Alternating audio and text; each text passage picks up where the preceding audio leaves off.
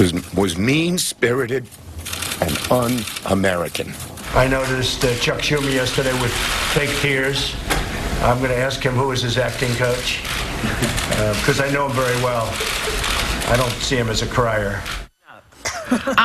So, Senator Chuck Schumer has been on the front line of the Democratic resistance to you-know-who's White House, and he's bringing his fight to the Hot Topics table. Please welcome State Minority Leader Chuck Schumer.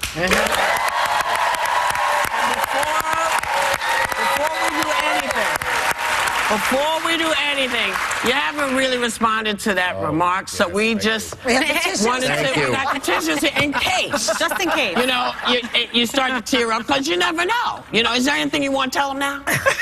Well, he doesn't know me. He says he knows me. I'm not I get tearful. Right. My daughter's wedding, I could hardly contain it in. When Harry Reid stepped down, and here is what my family knows.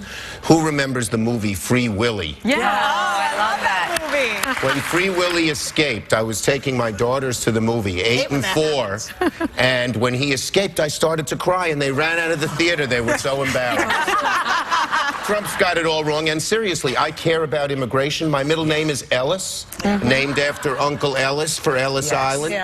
We named my daughter, my little daughter, Emma, after Emma Lazarus, Allison Emma Schumer. So I care about immigrants, and I don't, you know, Donald Trump would like people to think all immigrants are terrorists and criminals. They're not. They're the future of America. Yeah. Weren't his parents? Wait a second. Well, weren't his parents immigrants? What? Yeah. Trump's parents were immigrants themselves. Grandparents. Yeah, Yes. grandparents. Yes. I tell my son all the time it's okay to cry because real men do cry. Exactly. Real men do cry. But you and Donald Trump have a complicated relationship. Maybe not at Free Willy, but... even there. I kind of like you more for that part. I kind of Free Willy, too. You cried at Free Willy, too. We have more in common than I realized. They have a complicated relationship, to say the least. At first, you both seem pretty cordial to each other. Yep. Fast forward a few weeks, he's calling you the head clown. Yes. You're chanting "Dump Trump" at rallies. Clearly, you're not working together anymore. So what do you mean by dump Trump? Well, we have to stop him when... Look, here's what I believe. You should always be guided by your values. That's my internal gyroscope. The higher up you go in politics and in anything else in life, the more fierce the winds blow. So if you have your own beliefs, your own values, and stick with them, you'll stay on course. So... when Trump calling me names doesn't affect me, Trump trying to flatter me, which he did, doesn't affect me. If he sticks with the right values, I won't oppose things just because the name Trump is on it. But when he's against our values and American values, I'll fight him tooth and nail. And that's my guide, not what Trump says or doesn't say. Right. Senator, let's get to this other personality issue with him, because Senator Al Franken last week said, and I quote him, "A few Republican senators think President Trump may have mental health issues." Now, I hate to brag, but I said that months ago.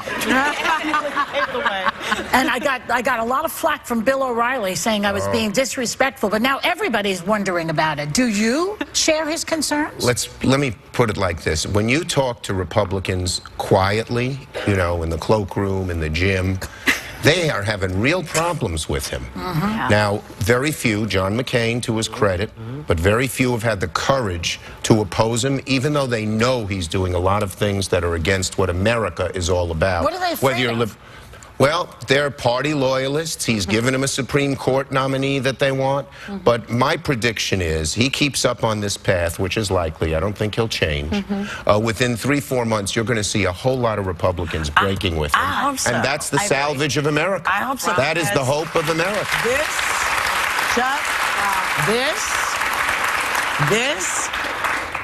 I think very few people would do any more than fetch at him if he were to do it the right way.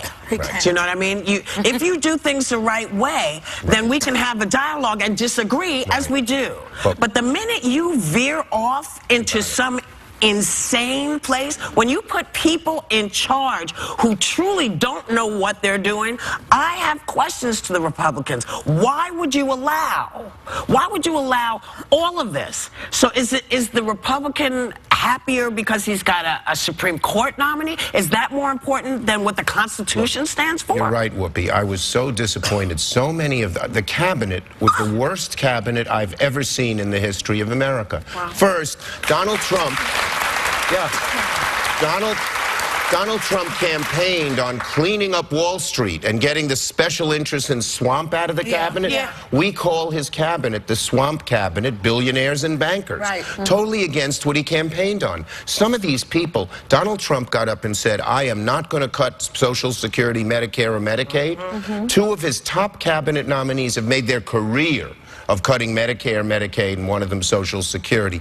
So he's totally deviating from what he said. I told him this. I said, you know, you campaigned, and just what you said, Whoopi, in a different way. You campaigned as a populist against both the Democratic and Republican establishments. And if you continue to do that, you'll have some successes. But if you do what you've been doing, just move to the hard right, way beyond what most Republicans are for, you're going to be a failure. And that's what's going to happen. But he's listening to Bannon. That's the problem. I think that he thinks he did it his way and he won, and he's not going to change very soon. Right. But I do think and hope and pray that a lot of the Republicans, they're mainstream people, I don't agree with them on the issues, but they're good people, that they will feel they have no choice but to break with them. I agree with you. What John McCain said is so real. That, you know, the press has always been a counter to people in power. Yes. What Donald Trump, none of us, every one of us gets criticized with the press, by the press. We don't like it, but it probably keeps us better. Yes. And when he totally just demeans them and when he's wrong and then calls them fake news, that's trouble for the democracy. Yes, Senator, there have been many people are concerned about recent allegations. I've been waiting to say You've been waiting to say that. Many people are concerned about these recent allegations that the White House potentially has ties to Russia. And there have been reports that there may have been communication between the Trump campaign and Russian officials all throughout the election. Yes. What is going to happen here? Can you reassure people? Will they get to the bottom line of this? And what do you expect? How's this going to play out? Well, first, one thing we know for sure. Every intelligence agency who's looked at this, all the law enforcement, that Russia tried to influence the election. That alone is a terrible thing. We have not had that. In that Constitution, they talk about something called the Emoluments Clause, which means a president should not get any benefit from a foreign country, because they were worried about foreign countries having undue influence. So that means he should publish his tax returns. That means he should divest of all his holdings so he doesn't benefit. But was there... So Russia tried to influence. Was there, did Trump participate in that and help? If he did, that's really serious. So there is, right now, there's an investigation going on by the FBI. And what I have called for today, actually, in a article in the Washington Post, I am worried that Jeff Sessions, the Attorney General, is so close to Trump in so many ways that that investigation certainly won't have the appearance of impartiality and may not be impartial itself. So I've called today on Jed Sessions to recuse himself. And if you agree with that, TV audience, tell your senator or congressman to do it. Can I just say that Republicans should back you up on that, because as we know, many Republicans called for a special prosecutor when it came to Hillary Clinton and her potential email scandal and Benghazi and all those things for the right reasons. So do you have Republican support on that? What does that feel like behind the scenes? But hopefully well, you get should. some. I'm a libertarian, and he started today. But if people, you know, it works. These ideas of people going to town hall meetings and telling their Republican senators and congressmen they should change works. Yes. Writing, calling, emailing, tweeting works. Please do it. About his taxes, just before we go to break, I have to know this because there's a law, 1924 law, that gives certain congressional committees the power to subpoena tax returns. The chairman of the Ways and Means Committee, his name is Kevin Brady, he can request them. Right. He's shooting that law down, citing privacy concerns. Now, isn't the... It is. That's bunk. There is no, it's a law, and he can ask, so can Orrin Hatch, who's the head of the Finance Committee, and Ron Wyden, who's from Oregon, who's the Democratic ranking member, has asked Orrin Hatch to use this law. We're going to push hard for this law. The president has no excuse not to make all his tax returns public. Yes. That's an obligation of every president, regardless of party. Hold on. Senator Schumer sticking around. We'll be right back. Schumer. Senator, I want to ask you about this travel ban that's been put in place. Yes. You had, by Trump, you had the Ninth Circuit Court of Appeals come back and unanimously say this is unacceptable, ruled against it. And in response, you had Trump say, we'll see you in court.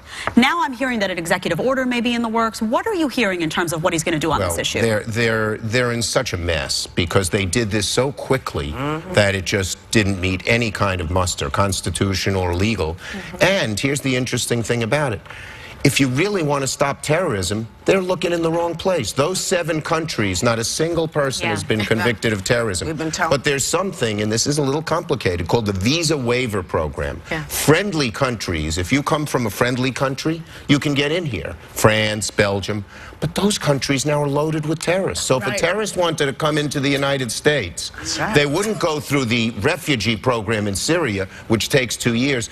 They'd get a residence in France or Belgium, and they could come here, no questions asked. Why doesn't he tighten that up? Why did Because he's not... He's making it through. He doesn't know what to do. He doesn't know anything he's about not getting good advice. I believe, even though he contradicted it a little later, General Kelly, who's actually a good man, didn't even know it happened. He first said he didn't, then he said he did. You can make your own belief. Yeah, but why did anybody understands what you just said? You say he's not getting good advice.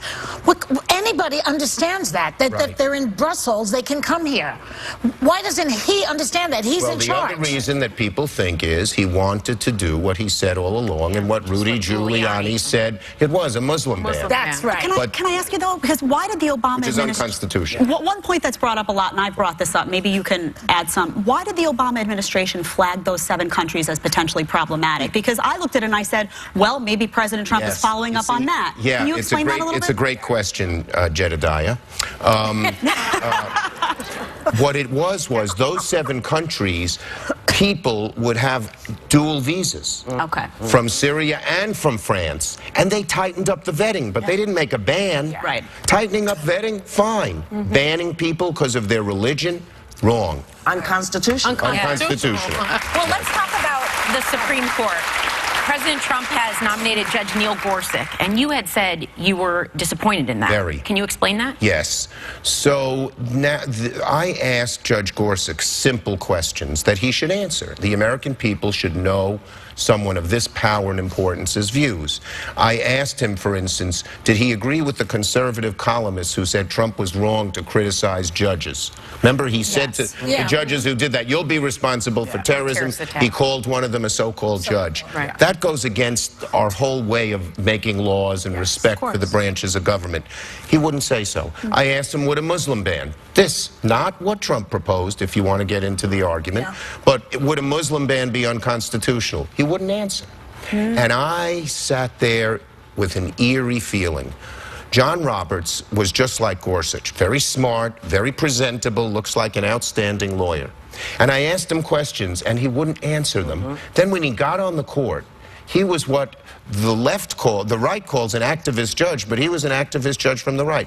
He broke precedent to allow this horrible decision, Citizens United, which lets millionaires and billionaires put in as much money as they wanted, undisclosed.